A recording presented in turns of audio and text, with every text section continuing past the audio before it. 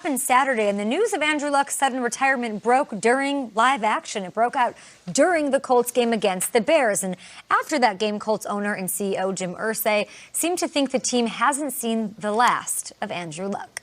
This is an unusual situation. I mean, we see Tiger Woods come back and win the Masters. We see, different things. Michael Jordan retire and unretire. I mean, in this case, we just wish him the best.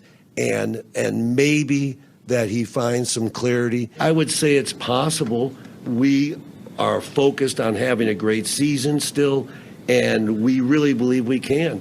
And so it's possible. But again, I think no one knows, and he'd be the first to tell you that no one knows. So only time will tell.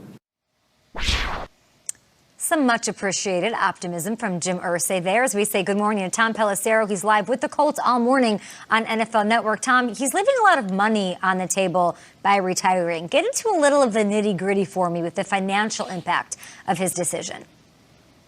Well, in the short term, Kay, Andrew Luck has given up a little over $9 million in base salary this year, a little over $52 million on the 3 years he had remaining on his contract. And as owner Jim Irsay referenced on Saturday night, it's probably closer to $500 million when you factor in the future contracts that Andrew Luck would be leaving on the table if, in fact, he does not play again. Now, our Mike Garafolo and Ian Rappaport reported yesterday that the Colts are not going to pursue the $16.8 million that they are entitled to pursue under the collective bargaining agreement. The sides reached a settlement. That is certainly not unprecedented with a player who has been a star for the Colts and has suffered as many injuries as Andrew Luck has. The Colts don't need the cap space. They're over $46 million under the cap, and most of that cash has already been paid out. Their new starting quarterback, by the way, Jacoby Brissett, do a little over $2 million in the final year of his rookie contract, an opportunity for him to earn a lot more now.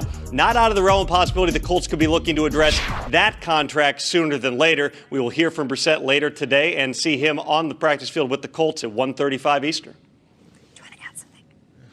Thank you so much, Tom. We appreciate the update. Thanks for being with there live with the Colts getting the mood. And, of course, we heard Irsay say he was excited about Brissett. A lot of the pieces on this team were even before this decision was made for weeks through training camp and the preseason. So more on all of this as we continue here on Good Morning Football. Luck turns 30 years old, I believe, on September 12th, gentlemen. We know that his brilliant career is being cut short. What is his legacy at this point?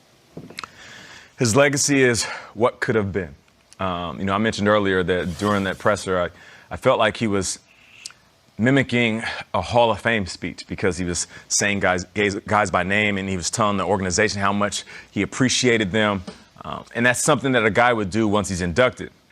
But it's similar to Calvin Johnson. I remember around year 7, I said out loud, if Calvin Johnson has longevity on his side, he will go down as one of the greatest ever, and he will be a Hall of Famer. 2 years later, he retires. And I can't muster up enough energy to give the argument that Calvin Johnson belongs in the Hall of Fame before individuals that played a long time. The thing about this game, even as great as Andrew Luck was in his short career, there's so many guys that are going to play at a high level for longer. So it's always going to be what could have been, what should have been, and as fans, what we wanted. His legacy is he was the guy who retired early. That's what it is. And I that's not dismissive of what Andrew Luck accomplished, because no one had a rise as an NFL career, maybe with the exception of Roethlisberger and Russell Wilson, like Andrew Luck did. This is a guy who in his first year went to the wild card round, his second year divisional round, third year went to the AFC Championship game. It was only a natural progression that he eventually would go to a Super Bowl and win one. But when you do something so dramatic as retiring at 29 when you still could play football, that's the thing here. I don't think we're mentioning this enough. This wasn't some injury where he can't come back. There's a chance by October Andrew Luck feels 100%, and he's like, I'm good to go. He's choosing to walk away, and I think of the aforementioned Calvin Johnson. I think of Barry Sanders, who right before training camp in '98 said, I'm good. I think of Sandy Koufax, which goes back way long. I think of a guy like Pat Tillman to an extent of, hey, I could still play the prime. I'm going to pursue something else. I think Luck is an interesting guy in this league in that he's got other intellectual interests than just football. And the football guys are going to cringe at that and say, I don't want to hear about his love for book reading or international travel or the Premier League. But guess what? Andrew Luck is a full Renaissance man. Football doesn't define him. It's just a part of his life. So I am fascinated by this, but I think when we look back on it, Kay, to Nate's point, it's gonna be what could have been. But also, he's one of those guys that left a lot on the table and walked away. It's not gonna be, man, Andrew Luck was one of the greatest of all time. It's, well, he retired early. It's going to be almost impossible to have a conversation about Luck without talking about his retirement for years to come, because I think it's the number one most shocking I've ever had. You know, Pat Tillman had very strong convictions in other things. Michael Jordan had already won a bunch of championships, was already made. He was the GOAT. Barry Sanders was a first ballot Hall of Famer. Even someone like Ricky Williams had a whole different set of beliefs that made him walk away. I think it's the most shocking, but I don't think it's his entire legacy. I think his legacy will also be remembered as the absolutely perfect prospect, the perfect quarterback from head to toe. I think we're going to hear his name a lot around combine time every year. Not Super Bowl time, but combine time, the best I've evaluated since Andrew Luck, what he did Andrew Luck. And we talked about this off the air sometimes. I think right now, I think Andrew Luck still is the number one in the NFL in terms of pure God-given talent. Really? I think it's him. I think it's Cam right behind him, and then Rodgers. But just what could you possibly add to Andrew Luck to make him a better quarterback other than health, which is what makes this, we're so left in the lurch about this. Yeah. Why would you walk away when you're the number one most blessed guy ever? He's got a lot on his mind. So he hasn't been successful for long enough to have any sort of shot at Hall of Fame, which you sort of scratched on, and we're saying that that's not part of his legacy. If he had won a Super Bowl, because if you told me when he was drafted, being the perfect prospect, that he, at the age of 30, did not win a Super Bowl, that would be a disappointment with how great he is and how he is the number one talented quarterback. If he has a Super Bowl under his belt, are we talking Hall of Fame potentially? You still might be talking Hall of Fame. Really? Yeah, he was the best of his generation for 3 years. And, if you look at the great quarterbacks in the league, his generation is Russell Wilson and him and maybe a couple other guys that have come after. But for a good period there of 4 or 5 years, it was Brady, it was Rodgers, and it was Andrew Luck. And if you're one of those top 3 conversations, you're in it. But yeah, absolutely. If he had won a Super Bowl, we're not even talking about this, he could walk away. He didn't win a Super Bowl, and I think he didn't play enough years to really get that surefire first ballot deal. Not a shot? I look, not a shot. He gave up early. I hear you. You know, I respect him for doing it, but you know that there are certain people who say he shorted the game. Like, you got to go the distance to get the jacket. Didn't get to a Super Bowl, and he chose that. He chose to say no to the Hall of Fame. He won't have a shot. And can I quickly go back to that legacy question, and maybe we can touch on this later in the week or even later in the show.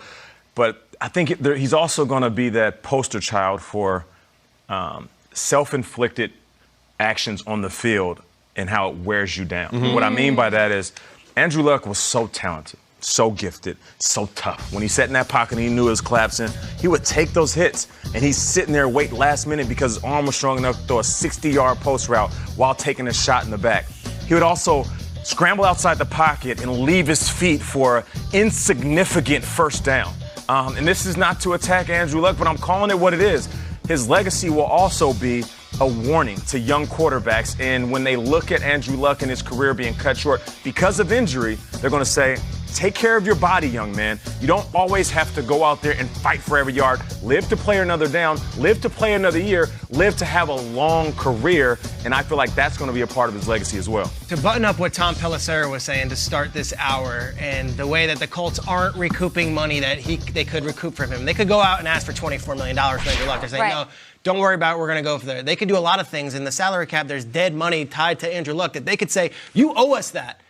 I am still, this morning on Monday, not convinced that we're done seeing Andrew Luck. Like, I think if he feels good in October, good in November. Don't do this to me, Good in Schrader. December. Or 2020. He's 29. Like, next year, come August, Andrew Luck could be the quarterback of the Indianapolis Colts. He's retiring, and I'm not questioning that he's got mental exhaustion, but the way Irsay's talking about guys coming back and that they're going to make sure, you don't go and get blood money after that. You say, okay, you take we're not going to come after your $24 million. Yeah. Because I think they're thinking long picture, the relationship with Andrew Luck, and this door is not necessarily closed yet. But the window is right now. That's the thing. Like, we can talk about the future, and he's such a tremendous talent, but we're talking the playmakers, the offensive line that can finally protect him, and we're talking about the defense. Like, that's what's so disappointing. And the only way that I can sort of understand what Colts fans are going through is, or give them a slide for booing him, is that it's the shock of the timing of it. Like right now, preseason, week 3, ahead of a season where you are a juggernaut in the AFC. It's wild. It is. And the fact that he decided now I'm going to walk away from one of the best teams. I've been waiting for this team. This is the year to walk away. You know, he's always seems wise beyond his years. But when I saw Rap Sheet's tweet about how he wants to travel the world, that to me seemed like a very 29-year-old thing to say. Like, that gets old after a month, dude. I'm telling you, that is not a lifestyle. I'm going to travel with my wife. That's great. But after a couple of weeks, you're like, can we go home? But I respect the